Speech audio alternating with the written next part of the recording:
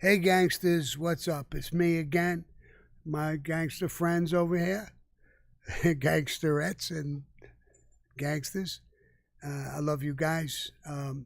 Listen, if you like, press like.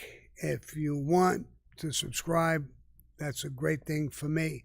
If you don't like me, you could throw eggs. I don't know if you could reach me. I'm protected over here, so you could throw eggs at me or something. So I have questions, and I'm doing my live Monday show, and let's see what happens. Let it roll. Give me some of these questions. What are they saying? Hey, Sammy. That's Anna, by the way. Hi, again. guys. Who's your new co-host on the couch with you? We can see her. You see her? Oh, yeah. That's Lily. She sees me sitting here. She thinks it's time to look at her tail going. Now, come here, Lil. Don't go. There she goes. Don't go. She left. She got stage fright. Right, she got stage fright. Okay, let's just jump into it, right, Sammy? Jared Beneduch is asking in your super chat, how come you never talk about bookmaking? Did you ever get involved with that?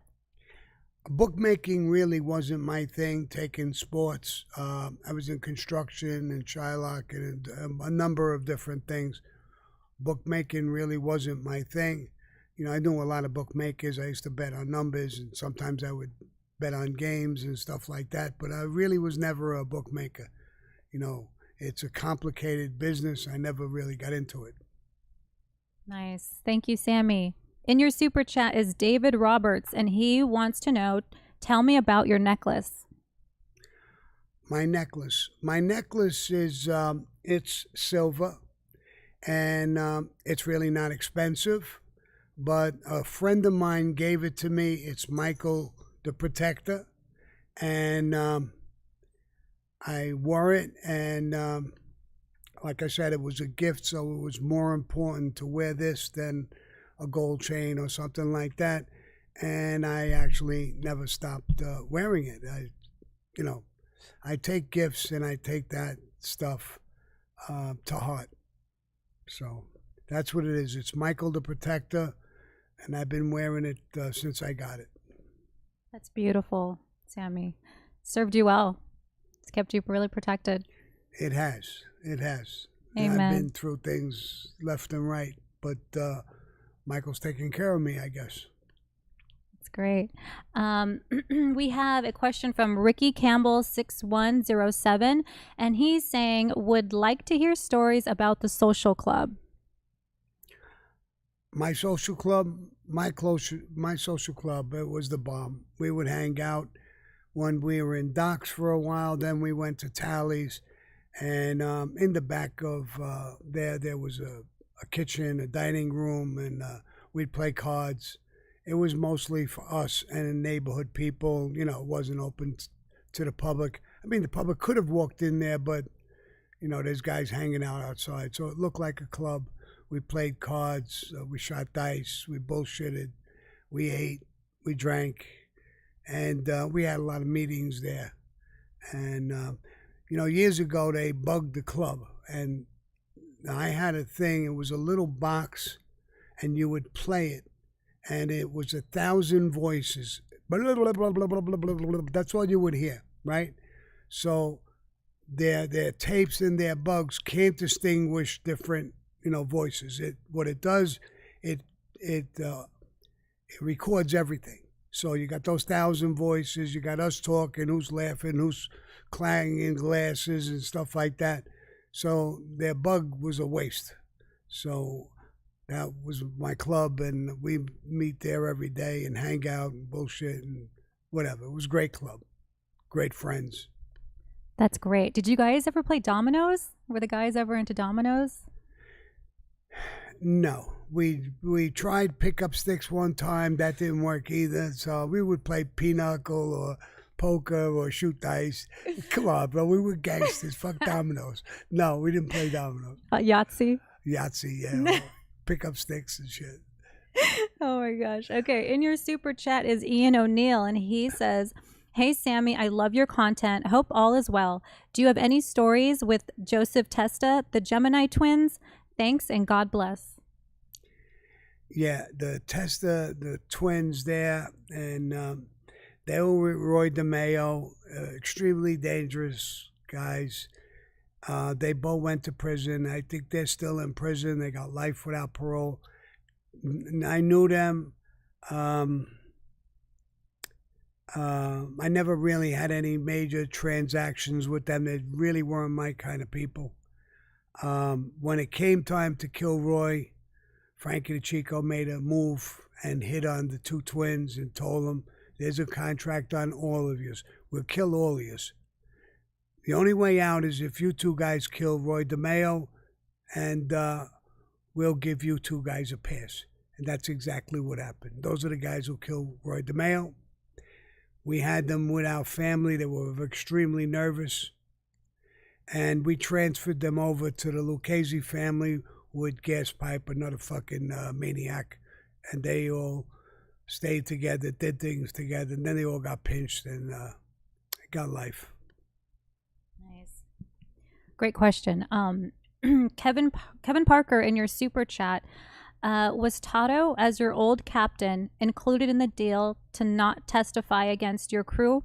I haven't heard much about this in detail. All the best, champ. No, Tato wasn't included. I cooperated, I think, after Tato was dead, so there was no deals or anything like that. No, he was my man. I loved him. I respected him. He was like a dad to me. I still think of him. Every time I make certain decisions, I think of him and I say, what would Tato do? So I learned a lot of wisdom and knowledge from him. And he had passed away way before, not way before, but before. I'm almost sure. Thank you, Sammy. Daniel, in your super chat, do you have information about the Bridgeport CT Gambino capo Frank Piccola, and why was he killed? Frank who? Frank Piccolo? No, I don't. The name doesn't even ring a bell. Now, a lot of times, like I said, I don't remember guys' real names. Sometimes I'll know a nickname. If he had a nickname, it might ring a bell with me. I don't remember. And tell me when he was killed, what year he was killed, because I went to prison in 90. So if it's after 90, I wouldn't probably know too much about it. But his name isn't ringing a bell to me. Okay. I'm Thank you, going to light Sammy. up a cigar. Go ahead, ladder up. Dan Hatton 58 is asking, who was in your crew? Well, we talked about this a long time. Stymie, of course, the old man Joe Peruta, Nicky Cowboy, Michael DeBat, Johnny Holmes, Big Louis Valerio, and on and on. There was other guys around. Tato's son, Charlie Boy, a lot of guys, because I took over his crew. Then there was, in his crew, there was old timers. Vinny Oil was with me. He was not a made guy, but a good guy, great guy. And I really liked him a lot. I had intentions of making him, but unfortunately I went to prison and he never got made. That I know of. I don't know if he's made now. So, but there was a lot more. We had a great crew, tough crew. You know, I had a big name and a lot of people talk about me. But let me be totally honest. Most of my name and reputation was based around them. They were tough, strong, loyal, everything. When you have that, you have the whole world. So it's not just you. And I don't want people to think it was just me. It wasn't. It was my crew. Great fucking crew. All tough guys I had around me. And extremely loyal. We got along with each other. You know, it was a perfect fit, our crew. And they were well known. So when you talked about me, Sammy the Bull and his crew, then my crew threw a lot of weight around, you know, as well. They didn't go around bragging or acting like tough guys, but they were, you know, respected in a big way. So. How many people are like approximately are usually in a crew? Like how many guys is a good solid crew? Well, some people have 4 or 5. Some people only have a couple. Some people have a lot more. There's made guys in your crew. I was, in a high rank. I became an acting captain right away. After Paul, I became a captain. So I had maybe 7, 8, 9 made guys. I had 10, 12 unmade guys, street guys, but guys who would become made eventually.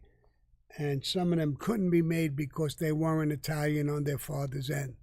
But I treated them the same way. Like Michael the Bat was a tough guy. His father was, I believe, French, so he couldn't become made. But he was right in the crew. He was right in everything. He did work with us. He did everything with us. So the crews, there's no basic size. It could be, big. It could be smaller. It depends on the person and it depends on the people around me. I always had a lot of people around me growing up in a gang, going in docks. A lot of tough guys hung out there. I knew them well. Billy Stagg, a whole bunch of guys. A little Butch Monk. He owned the Electric Circus at one time. So a lot of good guys. And I'm a people's person. So I had a fairly large crew because I dealt with a lot of people. But some people are a little more quiet, more reserved, even though I was quiet and reserved. But I just had access to a lot of people. Well said. And what's the Electric Circus? It was some sort of a club, like a nightclub, disco type of club in the city of Manhattan. And it was a well-known club. Madonna, when she first started, went there and she was singing there in the club when she was 16, 17 years old. So, there was a lot of people there. A lot of people know the club. Some people remember it. Some people won't. That's really cool. Super chat from JB Weld. Is there a process for starting a new crew? And can a skipper have more than one crew? No. A skipper has one crew. Now, his members are in that crew, big or small, like before, like I just said, but he has one crew. Starting a crew, you could be a made guy and have a little crew. You could be in a gang and be the leader of the gang and have a little crew. Doesn't necessarily mean you have to be in the mafia. But as an associate, I had a few guys around me who were friends all the time before I got made. When I was made, I had, a bigger crew. I had more power. When I became a captain, the crew got much bigger. And then I went on to become the acting consigliere of the family. And later on, I became the underboss of the family under John Gotti after the Castellano thing. Nice. Thank you, Sammy. Moses Martinez in with the super chat. No question. Just wanted to show you some love with a generous donation. Moses. Thank you so much, Moses. I appreciate that. And, you got my love and respect. No questions. Okay, that's great. Just the envelope. Yeah, just the envelope, and I appreciate it, bro. I really do. Awesome. Jack Jennings in your super chat. Sammy, did you have any dealings with Tony Ducks Corallo? And you are a legend. Thank you so much. Yes, I did have dealings with Tony Ducks Corallo. He was the boss of the Lucchese crime family, and I was in meetings. It was construction meetings and unions, and Paul sent me down. I told the story one time. I was just an acting captain. He sent me down, and there was Tony Ducks and Fat Tony, and I believe it was Jerry Lang who was running the Colombo family at that time. Carmine Persico was, in prison, and they sent him down. So I went and I sat with them, and listen, they were great. I was a little nervous. I was young, sitting with bosses, and Fat Tony cooled it off. He said, "Sammy, you're a good-looking kid. What are you doing with us with old farts?" He said, "Go out and go get laid and whatever." And we laughed. It made me more comfortable. But Tony Ducks was great. He said, "Sammy, don't be nervous here. Paul Castellano sent you here. When we look at you right now, you're him. You're a boss. You could talk, interrupt, say your piece. Don't be nervous. So the two of them were great in the conversation, and I had not many more relationships with him. Of course, he was a boss of another family, but I had interactions with him and some of his people with the construction business and unions and stuff like that. Especially when I became more powerful with the unions, I was doing them favors. Sometimes a message would come down, Sammy, Tony's asking for a favor. He'd like this contractor to get a job, and the union's breaking his balls. Could you help him? And I helped him, and we, that kind of stuff, but not direct. Nice. Thank you, Sammy. Tony is in your super chat and is asking, did you know Zef Mustafa? Yes. He was an Albanian guy. He was with Frankie Lowe. He was a hit guy. He never got made. He was Albanian. And he was very close with Frankie Locascio. And I knew him, but never had any kind of real major relationship with him. So, but I knew him well. Nice. Thanks for the super chat. Still in the super chat, Sammy. Tie My Shoes is asking, any dealings with any Asian gangs, Yakuza, Triads, or anybody else? Well, I had dealings with the Russian mafia. Not too much with the Chinese gangs. They were down in Chinatown and right close to Little Italy. So there was transactions and things. One time I went to a meeting and they took me into like it was a Chinese restaurant, and you went in the back and there was a staircase went down. It went down about two or three floors. And I remember going down there. When I went down the first floor, there was all kinds of gambling, and the Chinese people, the Asian people love to gamble. And there was a whole mob of them in there. And I had brought a message. It was in the form of a kite. A kite is just a message folded up. And I brought it down to a guy. I don't even remember his name. I asked for him. They said he was downstairs. I walked down through the floors there, and there was gambling, a whole shitload of them. And I gave the message and left. But I really didn't have, the more I think about it, I didn't have many transactions with Asian people. Nice. Thank you, Sammy. Anthony in the super chat, what was your favorite boss that you can say, in your opinion, was the best? That's a heavy question. There was a lot. Like I said, Fat Tony wasn't my boss, but he was a great guy. I enjoyed his company every time I was in his company. There was commission meetings where I stood as protection, and I would listen to him. He was great. Tony Ducks was also great.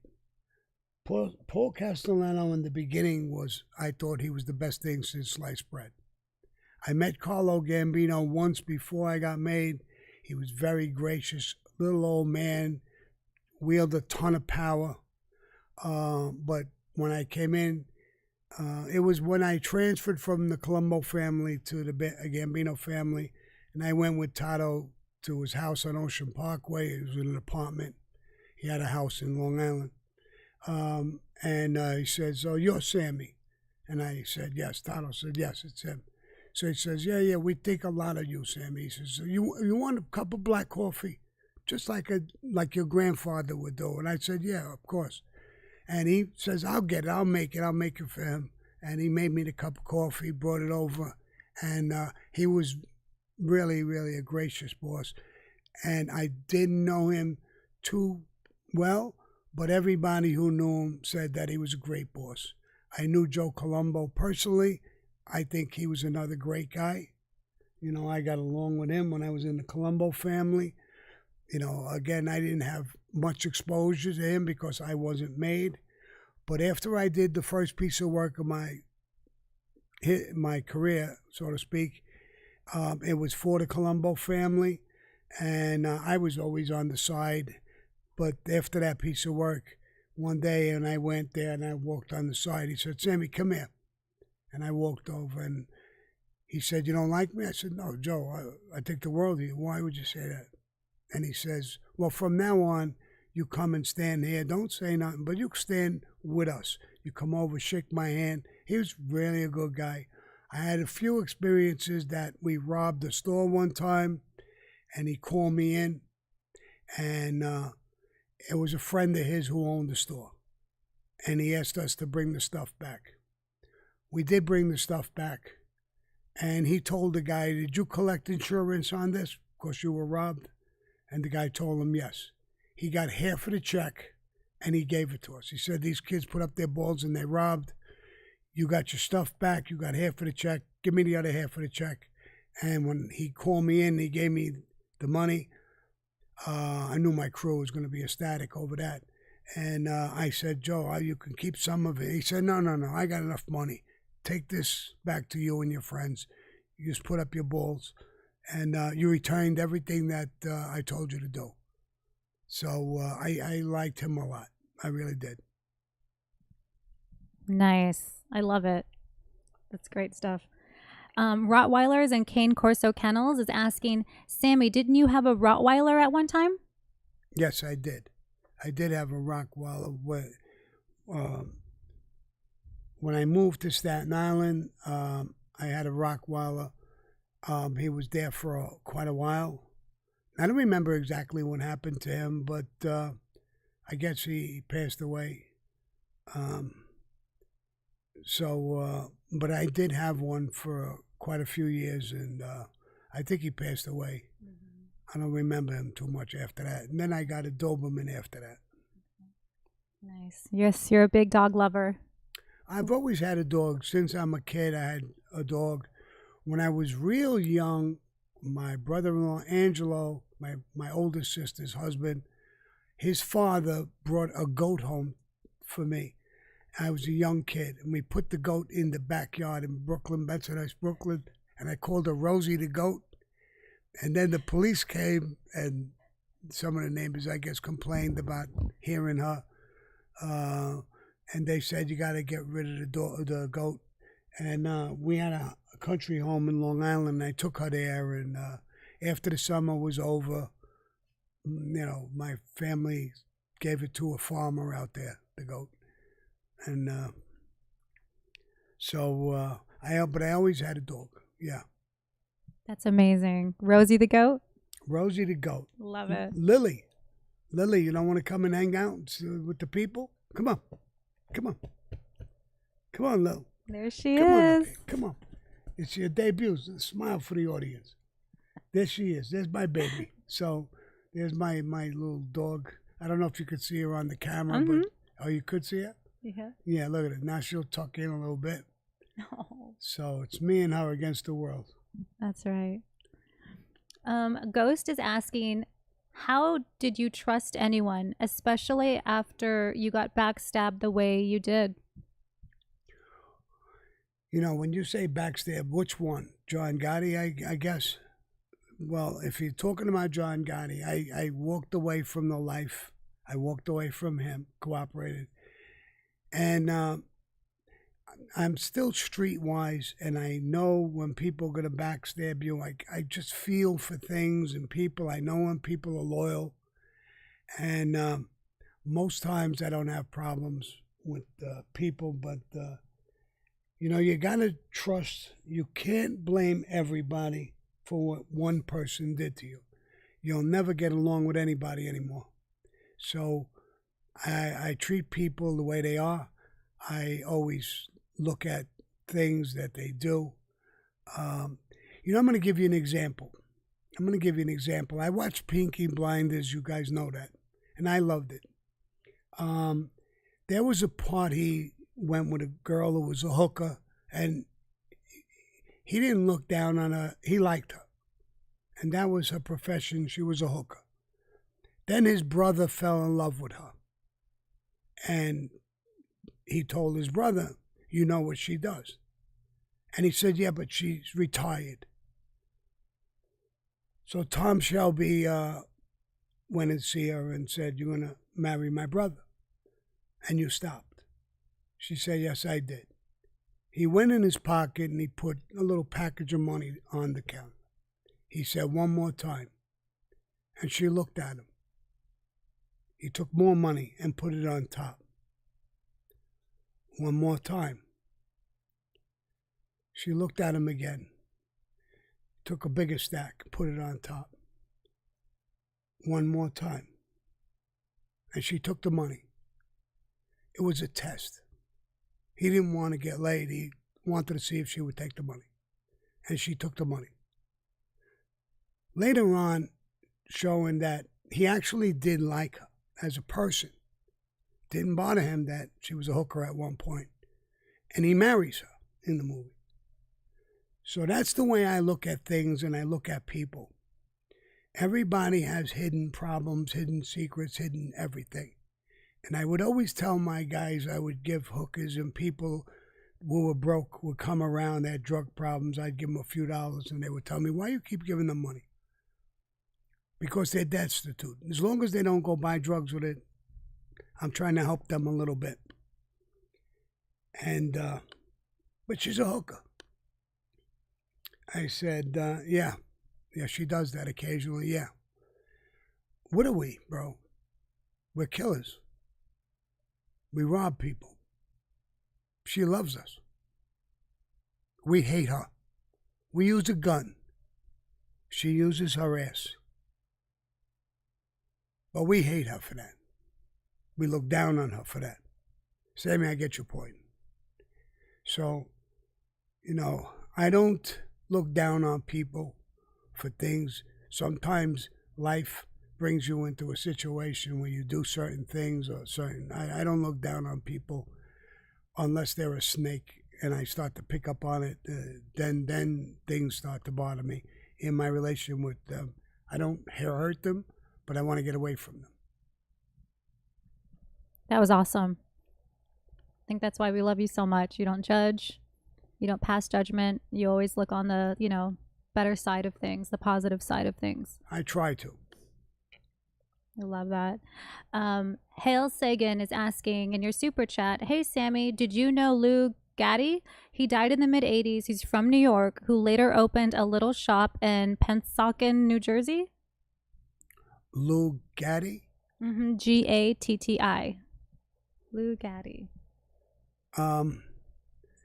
I don't know about him opening up a store or something like that. I knew of a guy named Gaddy, Gatti, something like that, and I think his name was Lou. I think he was a fighter, and he was a good fighter, if it's the right guy I'm thinking of. Great fighter. I saw him. He was a mass of blood in a fight, and this son of a bitch just kept fighting and fighting and fighting. I had tremendous respect for him. If it's that same guy, I think the world of him. I didn't know him personally, but if it's not him, then I'm not sure who that Gaddy is. Awesome. Thank you. Mista is in your super chat, and he's asking, what can you say about Dom Borghese? Dom Borghese. That's Fat Dom. He was from. They put Joe Watts under him because Joe Watts was a tough guy, never got made. But he had to be under a made guy if he was going to meet with made guys, and I think it's Dom Borghese. Mm-hmm. He was a great guy, a good guy, funny guy. Matter of fact, he cooperated at one time because he knew Joe Watts was an informant, and he just flipped. He walked away from the life like I did. And we were in touch with one another. This is before I went back to prison the second time in Arizona. And I'm talking with him, and he's laughing his ass off. He says, "Bro, I'm living over here. I hate being like a legitimate guy." And we were talking back and forth. He said, "The witness protection gave me $20,000 to fix my teeth." So how did it work out? Did you fix your teeth? He says, "No, Sammy, my teeth are still fucked up. I put the $20,000 in my pocket." So I laughed my ass off. Then he said, "My neighbor came to me yesterday and walks into my house. They don't know who I am, and says, I saw a thing on Discovery or whatever channel, and they were talking about this guy, Sammy the Bull." So he don't know who Dom is. Dom is a made guy in the Gambino family. So Dom says, That's crazy because I just got off the phone with him. So the guy started laughing like it was a joke. But he really did just get off the phone with me. So he was that type of guy, a funny guy. Matter of fact, the hit with Louis Melito, he got rid of the body. So he dug a hole in Staten Island and buried the body. So when he cooperated, they said, "Where did you bury the body?" And they couldn't find the body. And so he said, the more I think about it, it was a parking lot. Then when I went back, they built a hospital on top of it. So he said, so I was laughing. I said, bro, a good witness you were. You forgot where you buried the fucking body. So he was a great guy and still is probably. I haven't talked to him in a very long time, but I like him. He's a great guy. That's phenomenal. That is great. We have Oz in your super chat. And hi, Sammy. My cousin owned Cafe 2000 on 101st Avenue. Wondering if you ever visited that cafe. 101st Avenue, where in New York? Mm-hmm. The 101 Avenue. 101st Avenue. Mm-hmm. Yeah, no, I don't remember going to that cafe. I might have. I went to so many different cafes, going to meet people in places, then went to a cafe. I don't remember the name of it, but it's very possible I was in one of those cafes. Nice. Your memory is impeccable. I have a good memory. Holy mackerel. I'm like half retarded in so many different ways in so many different areas, but I don't know. I got a memory like an elephant. I just can't forget things. Oh my gosh. I mean, the names, the faces, the stories. I don't know how you keep it all in there. Well, pretty awesome. In your super chat, J Nix Aura Zip is asking, hi Sammy, is it true that John Gotti Jr. put a hit on Curtis Sliwa, Guardian Angels? Curtis Sliwa. Yeah, it is true. One of the guys on the hit was Stymie's son, Little Joe D'Angelo. He was on the hit. There was another guy on the hit.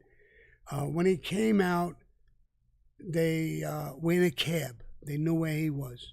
So he would come out and get a cab. So they parked the cab. When he was coming out, they pulled the cab. He waved it down.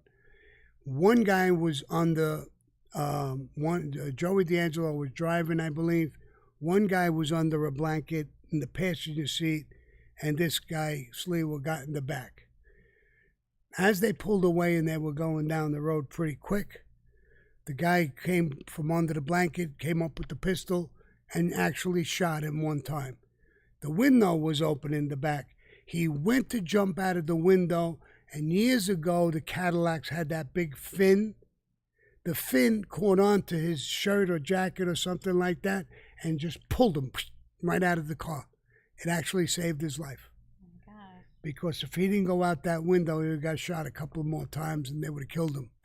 This Sliwa guy is, and he just mounts off a lot. He was mounting off about John, and John Sr. sent word out to, I guess, his son, take this fucking bum out. Nice. Sammy, you have about 1,200 people live in your chat right now, watching you. Buona saluta. Buona saluta means, good luck. I love you. It's awesome. Now, don't forget, there's a lot of you now. If you like this, press like, because I'll be doing this every week, and press subscribe. It's important to me in a bunch of different ways. And I want to remind you again, now that I got you all together, is that we're working on the movie and some Hollywood stuff. Believe me, I'm going to come out with it when I can and talk about it. But it's going to be a great movie. There we go. Big G484 in your super chat. Sammy, did you know Bobby Luisi Sr. in Boston North End? Bobby Luisi Sr. I believe I did. I think they had pinball, no, not pinball, the Joker poker machines and stuff like that. I'm not sure if I knew the senior or the junior. I don't know how old the junior is, but I knew a younger guy. I think his name was Bobby Luisi. So I might get this one a little confused, but yeah, I know the name. Nice. Ryan Brown in your super chat. Sammy, was Charles Carter, I'm going to butcher this, sorry, forgive me. Carnesi. There you go. See, as scary as he looked, and how were he and his brother alike, if at all? Charlie Canisi was a super tough guy, but not a scary guy. He wasn't like Roy DeMayo or some sick killer like that. He was a tough guy, and he was a shooter. But he was a reasonable guy and a good guy, a likable guy. I don't know what he looks like now because he never looked scary to me. And his brother, he was scary. He was complete opposite of him. He was very dangerous. When it came time for him to get made, he came down, the brother. And John Gotti and me were in the room, and John called me. He says, Sammy, come here. He said, look at this kid. He just came in. This is Johnny Knig's brother. He says, he's got rings on every single finger. Tell him to take them fucking rings off. What is this, a biker gang? So I walked over to him and I told him, I forgot his first name, but I told him, bro, you got to take some of those rings off. You know, you're going to get made. You're going to be using your hands. Get those rings off. And he took his rings off. Now, he was very, from what I understand, I didn't know him personally. I met him at that time he was going to get made. He was very, very sadistic type of person. You know, and he had skeleton heads and stupid things in his trailer and, I don't know, weird shit. But he was the total opposite. Johnny Knig was a great guy. Nice, thank you. El Gato in your super chat. Salute, compa. Did I say it right? Yes, yes. He's saying that, what is the most important thing you learned from Cosa Nostra? You know, there's so many fucked up things I learned in Cosa Nostra, but there is a lot of good things. Loyalty, respect, honor. These things are super important, and they were important in that life. A lot of people who cooperate and tell stories, they don't talk about that too much, but there was a tremendous amount of that. There's rules in that life. You know, we call it a friend of ours is a May guy. So now if a friend of ours, we know the guy, his wife is gorgeous and she's a little aggressive. If you go with her, you die. You go with their daughter, you die. These laws and rules of Cosa Nostra are very, very important. They keep honor and respect. Now, it's a brotherhood and a secret society. So as a brotherhood, I actually care about, you're my brother. So I care about your wife because your wife is actually, she doesn't know it, but she's my sister-in-law. Your kids become my nieces and nephews. They don't know it, but we know it. And we respect those things. So there's so many things that we do respect and we learn in the life. You know, I learned a lot of good from my mother and my father. I learned a lot of bad in street gangs and in Cosa Nostra. But I also, till today, I'm in business. I don't kill, I don't rob, I don't do anything. I mean, I do all legitimate things. And my teaching in that, like now, a lot of people say, how many employees you have? I tell them very few, mostly none.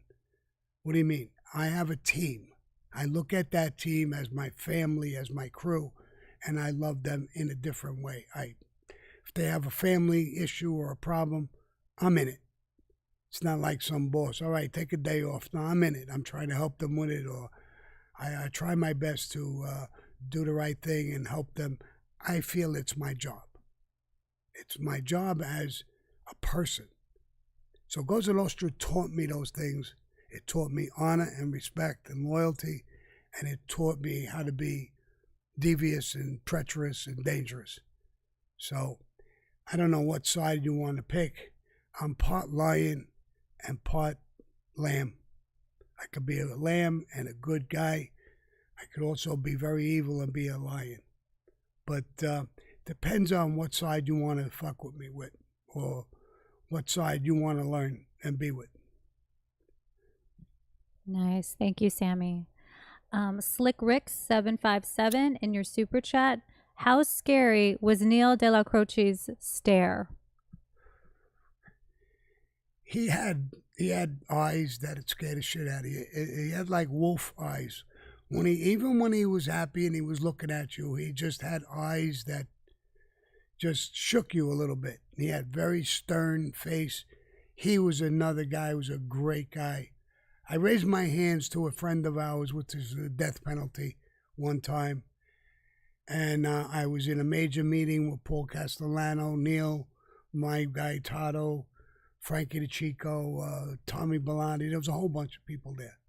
And this guy, Patsy Conti. I raised my hands to Louis DeBono, who was a May guy. Patsy Conti was his captain, and they were asking for my life. I think if it wasn't for Neil that day, I would have died in that basement. But he just gave a speech. I did a video on it. I wish you would see it. And he made me live. So I loved him. I thought the world of him. I went to his funeral when he died. And great guy. Thank you, Sammy. Ryan Brown, back in your super chat. Salute to you, Sammy, and thank you for answering my question. He just wanted to hand you an envelope for answering his question. You're welcome. Good people. You're welcome. I appreciate it. Thank you so much. Kind of more on the serious question side, Sammy. Dakota72222 is asking, Sammy, was it at all possible that that car bomb on 86th Street that killed Frankie DeChico, was really meant for John Gotti, but was a mistaken identity that killed him? I was always curious about this. That's a great question. I'll tell you exactly what happened.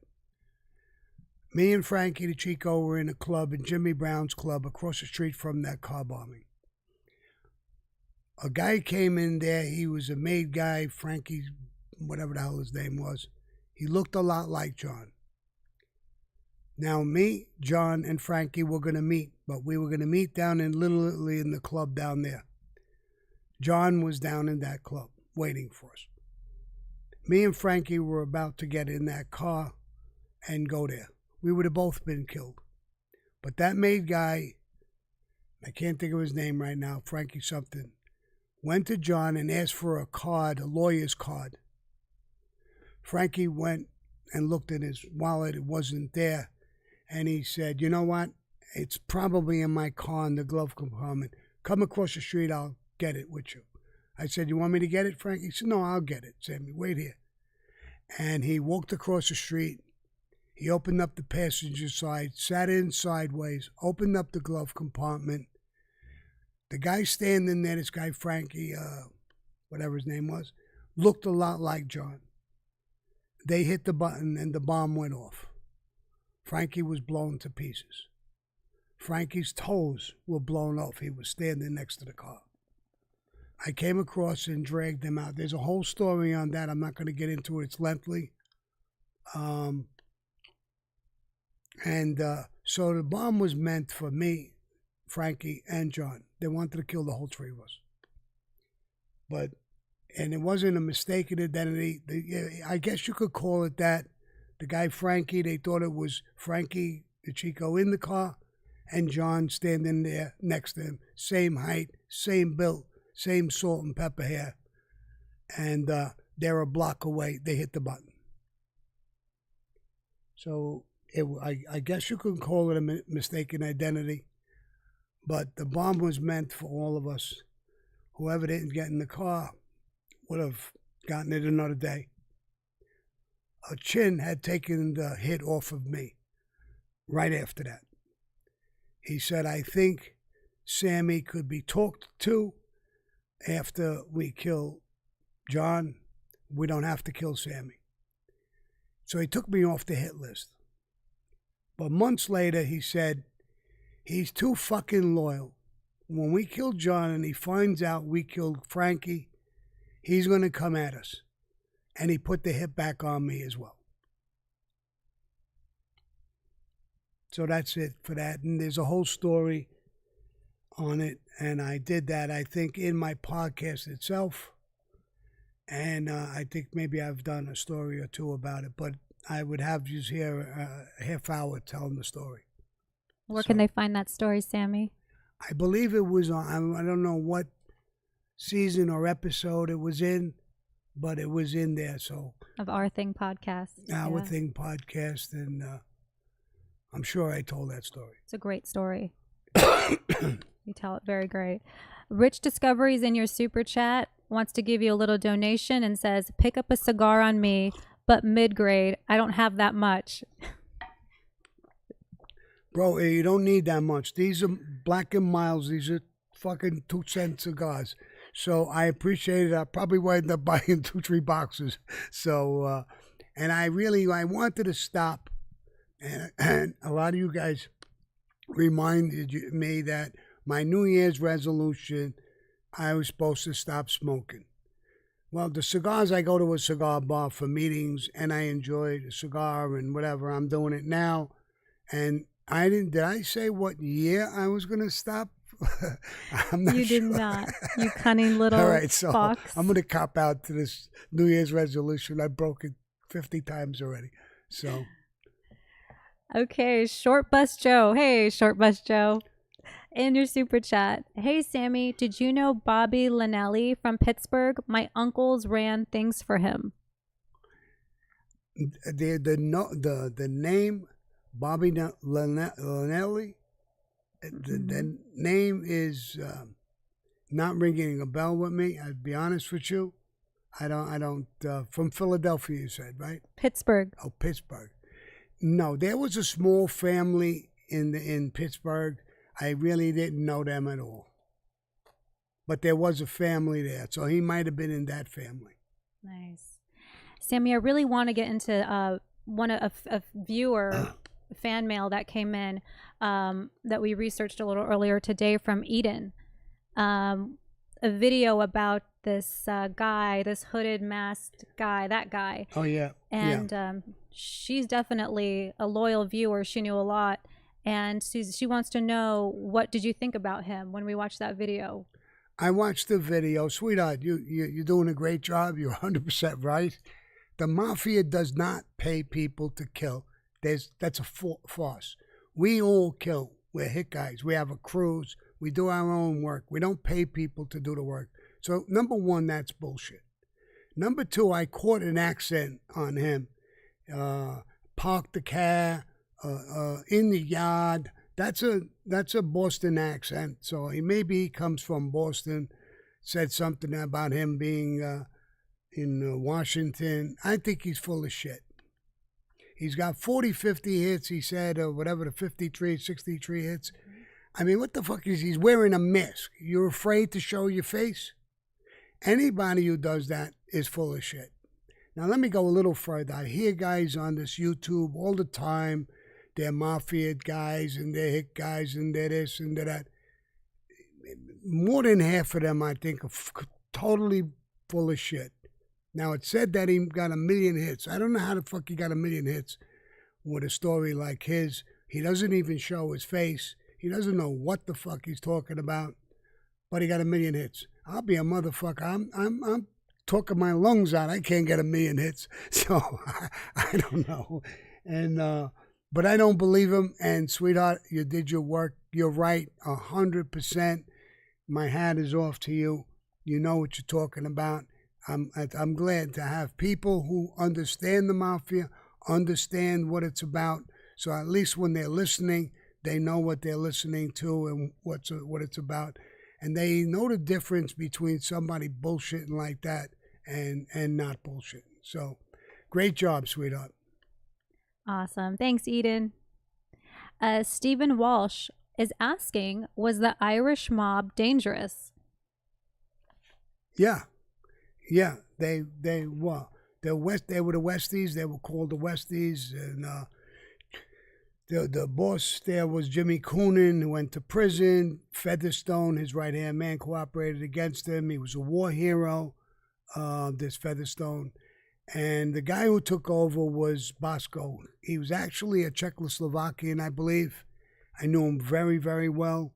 We rigged some trials, John's trial with him. He was a good guy. He went back to Bosnia or someplace like that. He was fighting in the war. And I forgot the guy's name, Milosevic or somebody, hired him as their executioner, and he was being looked for as doing war crimes and everything. Real tough guy. And he wound up taking it over. He wasn't Irish, but he was in the Irish mob. I did construction. The Irish guys controlled the Iron Workers Union, so I dealt with them a lot in the construction business using those unions. So there was a tough crew of Irish dudes. There's no doubt about it. Nice. Thank you. Malik79, super chat. Sammy, you are one classy dude, bro. I salute you. Did you ever have to do an international hit? No, I never did an international hit. I mean, no. I heard of wars. There was a war going on in Italy. There was a lot of conversation. I had some conversation with Paul about it. One of our captains had his 2 cents in that, and he was killed. Johnny Gambino and Joey Gambino had some connects over there, and there was messages going back and forth. And one time Paul told me, he says, someday I think I got to send somebody over there. And I thought he was talking to me about going over there and doing something, but he wasn't. Thank God. So. Awesome. Thank you. We had a voicemail in from another loyal viewer. His name is Cedric, and he wants to know how to live a long and prosperous life. You guys actually have the same birthday of March 12th, and he's a hardworking truck driver. Yeah, well, I heard the girls showed me it. I heard it, and I answer my people. Prosperous is, if you're talking about in business and making money and stuff like that, that's not important. What's important being prosperous is being a good person. You're working, you're a truck driver, you got a family, you're taking care of your family, and you're going to be remembered for those things. My father and my mother were hardworking people. And when I think of them, they were hardworking people, they were good people. They're remembered. You'll be remembered. That's prosperous. You could make a lot of money and be a scumbag, and nobody will give 2 fucks for you after you die. But what you're doing a great job. You're a man's man. I heard your voice. I felt your voice. And I feel what you're doing for your family, your kind remarks to me. And I appreciate it. And you're on the right track. It takes a man to do the right thing. That becomes a man's man. Take care of your wife. Take care of your children. Be respectful to people. That's what you'll be remembered for. You're not going to be remembered for being a big shot or a show off or something like that. You're going to be remembered as being a good person. And you seem to be a good person. Everything I heard in your thing struck me that way. In your voicemail, I think my leg fell asleep. I think it's fucking dead. It died. No, it didn't die yet. So anyway, I appreciate your message, and that's my advice for you. Just keep working, save your money. I know it's tough these days. A lot of bumps in the road, and it's tough even for me. I mean, I'm doing this, but it's not easy. Everything is expensive and everything is going crazy. So I just live my life to do the right thing. And hopefully I'm going to be remembered for some of the ugly shit I did in my life. But I hope that I'm going to be remembered for some of the good things I'm doing or I'm trying to do or trying to be. And I think that's important, especially to your own family. No matter who anybody says, your family's going to know you're the man. You're the man's man. You're the man who took care of them. You're the man who had respect and love. Show that. Be what you are, brother. Amen, Sammy. James Hendrick, just to follow up on that, James Hendricks has a comment about listening to your podcast and listening to you every Monday. And he said, I wish my dad were alive to hear these stories. He loves this stuff. Yeah, well, I wish he was alive too. If he loved this stuff, I mean, I think I tell the truth and I tell it from my heart and I tell it the right way. He probably would have loved it. And see, that's again going back to you now. You're missing your dad. I could hear it in your voice, in your question. You're missing your dad because you loved him. And that's a beautiful thing. And he didn't miss anything. He left you and you're talking about him and you wish you had him. Not so much to listen to me and my stories, but you wish you had him next to you, listening to stories and being your dad. That's a beautiful thing from you too. So that's my answer to that. Thank you, Sammy. David Roberts, back in your super chat. All right, got a home-cooked eggplant parm once. Learned to cook chicken parm. I love veal parm, only on my birthday. What's your favorite, Sammy? I tell you, I like veal parm. I like all of that stuff. When we were broke and we ate what they called peasant food, which is a lot of pasta with different vegetables or beans or, all different kinds of stuff like that. And I learned to love that kind of food. They eat that. They call it peasant food because they couldn't afford steak or, expensive stuff. That we did eat steak, and it's not like, we starved. We had it, but not all the time. And we ate a lot of dishes, pasta, different vegetables like veal parmesan or stuff like that. A lot of times just the parmesan without the veal because veal was expensive too. And but I love all that kind of food. I love a lot of different kinds of foods. I like Chinese food. I love Chinese food. And I actually like Mexican food. We go to a Mexican, my ex-wife, I take her, we go eat in a Mexican restaurant here. And it's great. I don't remember the name of it, but it's great. And we eat all this slop that they put together, and it's delicious. So I don't know the names of it, so I got to... You're welcome. Yeah. Yeah, she's Mexican. She got mad at me. No, never. Matthew Soto in your super chat. Great question, Matthew. Sammy, you said once you found God in a clip. Tell us about it. You never mentioned it again. Great storyteller. I had caught the coronavirus. 2 days later, I got pneumonia. 2 days later, I got shingles. The first, I didn't even know what the hell it was. So I was really fucked up. I went from 152 pounds to 130 pounds in a matter of 2 weeks, 3 weeks. And when I finally did go to the hospital, and the guy says, you'll pull through with everything, but if you don't eat, you're going to die. You can't stop eating. So I said, everything I put in my mouth, it feels like it tastes horrible. I can't put it in my mouth. I love eggs, like breakfast in the morning, eggs and stuff. I couldn't even look at an egg. So, one night I went to bed, and I don't know, when I woke up, I don't know, is it illusion or a delusion. I heard a voice, and the voice said to me, Sammy, don't be scared. And I answered, I'm not scared. And it said, be you and don't be scared. And I didn't want to say anything to anybody, but when I was talking to part of my team at that time, they said, tell what happened. It's, whatever it was, whether it was a delusion, you were sick as a dog, and I told the story. But the crazy thing about this story is that I started getting better right away. And I started putting the weight back on and eating. And all kinds of good things that I was working on started working. Doing a movie or doing this or doing that. And I was starting to get calls.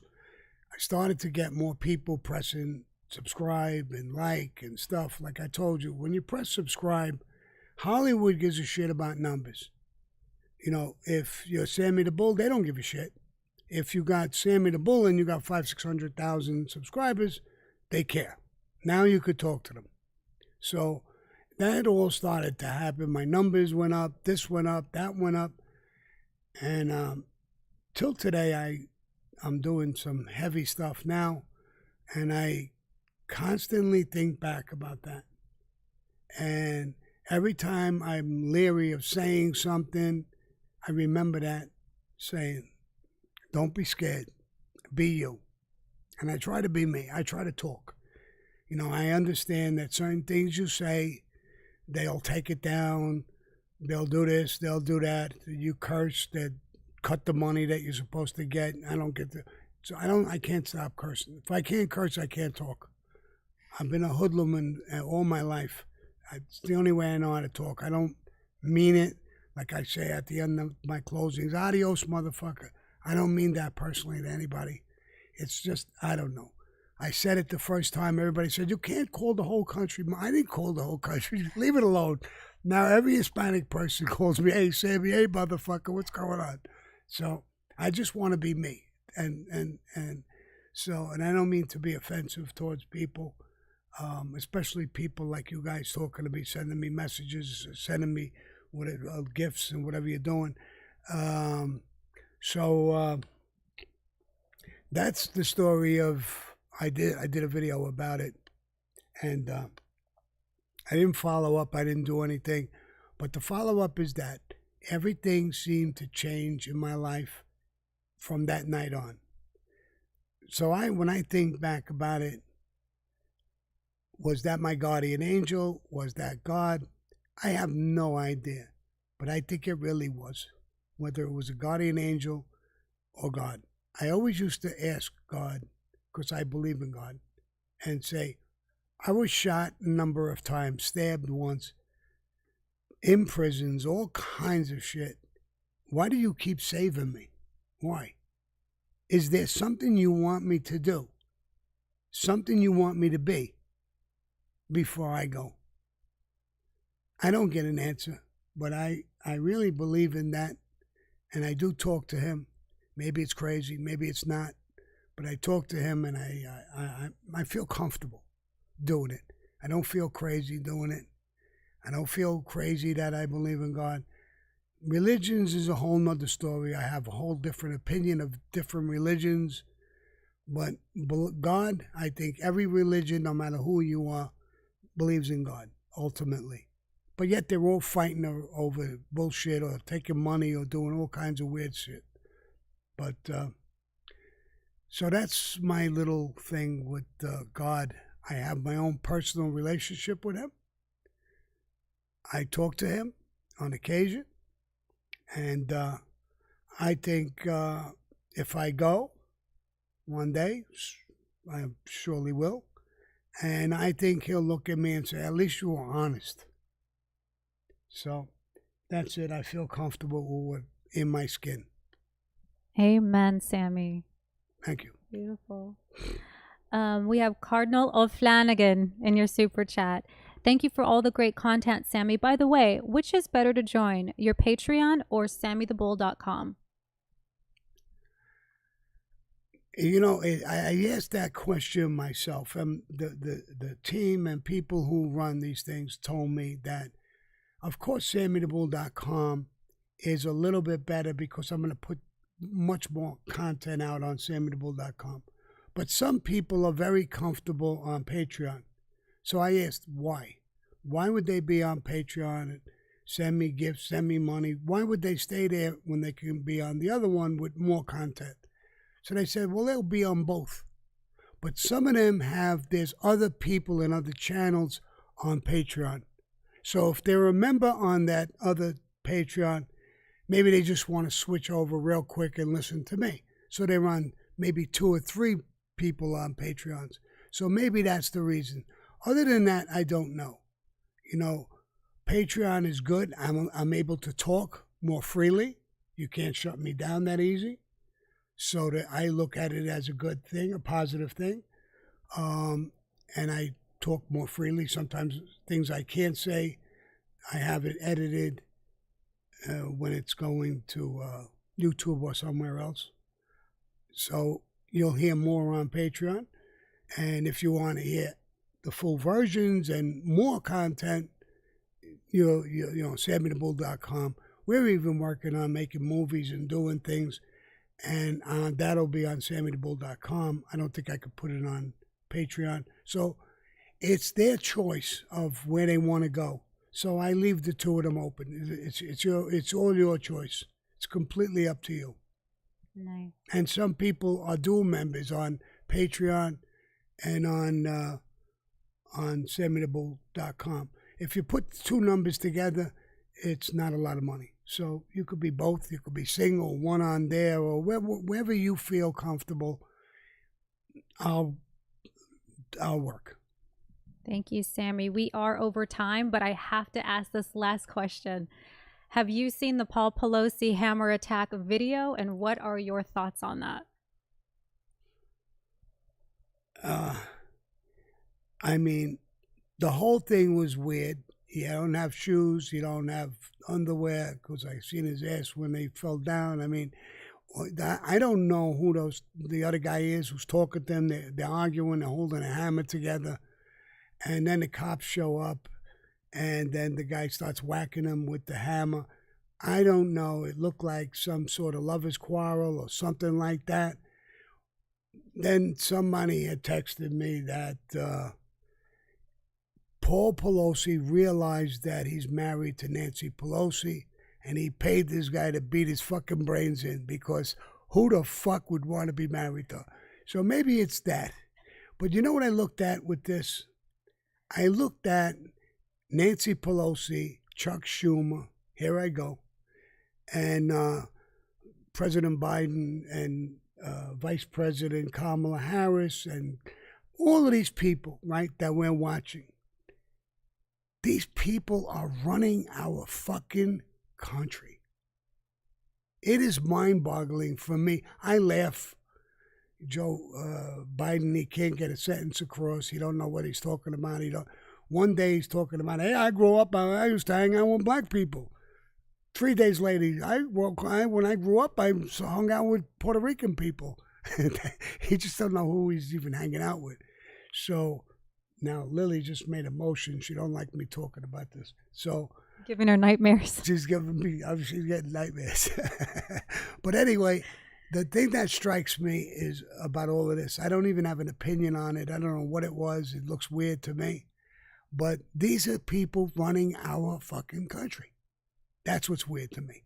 Scary.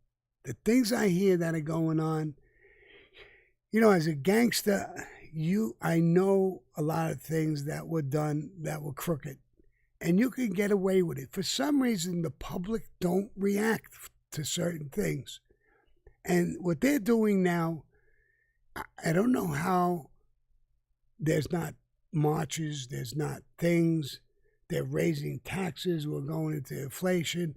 They're not closing the border. Knowing that drugs, fentanyl, that I can't stand this drug, is coming across. It's touching so many people. And we're not doing anything. And we, as parents, how are we not screaming about this? Another thing I found is weird is that out here in Arizona, I was just told that they're putting in a men's urinal in the female bathrooms. Kids, not grown-ups, kids. So, and I have granddaughters and daughters, and a young girl goes and sits to urinate, and right across the room, there's a guy with his dong out, pissing. How is that fucking normal? How is that acceptable? I just don't even understand this. I really don't understand where they're taking this country. How could that be acceptable?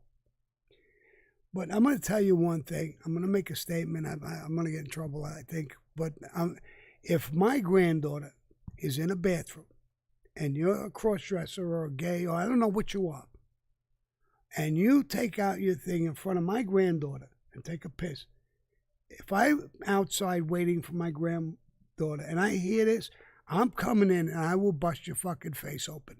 I will hit you with a bat. I will try to break every bone in your body. Now, if you want to wear a skirt and high heels and you want to be a woman, even though you're a man, I don't care. Not in front of my fucking granddaughter. It ain't happening. I will hurt you if I could. Maybe you'll even be stronger than me. I don't know. I'm up in age. But you're going to have to kill me. So I just don't understand what the fuck is going on in this country and how they could do this and how they could accept it. And the biggest problem is you teachers and what the fuck are they called? Not professors, the head teachers. The principals? No. Or the school districts or the boards? No, what do you call when you go to school? Who do you talk to? Professors. Professors and people like that. How do you people, teachers and professors and people like that, how do you not complain? You're in the school with them.